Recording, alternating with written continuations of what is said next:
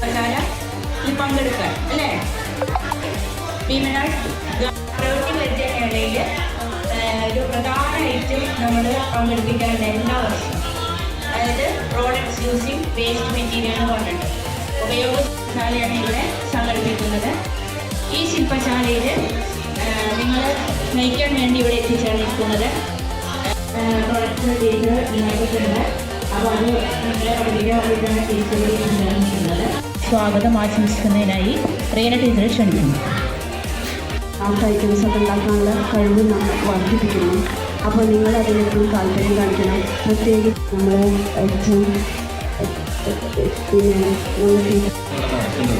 പറഞ്ഞു ടീച്ചർ എല്ലാവരും നമ്മുടെ ക്ലബിലുള്ള ഞാനിപ്പോൾ ഇവിടെ ഇരുന്നിട്ട് വർക്ക് എക്സ്പീരിയൻസ് ക്ലബ്ബ് പരിശോധിക്കുകയായിരുന്നു. അവിടെ 27 അംഗങ്ങളുടെ പേരാണ് ഞാൻ കണ്ടത്, അധ്യാപകരുൾപ്പെടെ. ഇനിയും ഈ ക്ലബിലെ അംഗങ്ങളൊക്കെ ആവാം. 30 കുട്ടികൾ ഉപയോഗിച്ച് വളരെ മനോഹരമായ പൂക്കൾ ഉണ്ടാക്കാൻ വേണ്ടിയിട്ടാണ് ഞങ്ങളിവിടെ റെഡി ആയിട്ടിരിക്കുന്നത് അല്ലേ?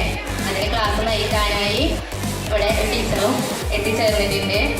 ഈ ശില്പശാലയ്ക്ക് എല്ലാവിധ ആശംസകളും നേർന്നുകൊണ്ട് ഈ ശില്പശാല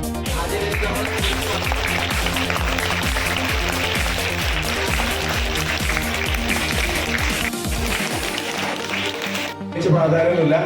ഉദ്ഘാടനം അധ്യക്ഷൻ അങ്ങനെയുള്ള സംഭവങ്ങളൊക്കെ കഴിഞ്ഞു.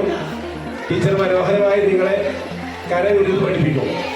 വെച്ചുകൊണ്ട് നമുക്ക് ഇന്ന് പൂക്കൾ നിർമ്മിക്കാം. പ്ലാസ്റ്റിക് ഉപയോഗിക്കണേ.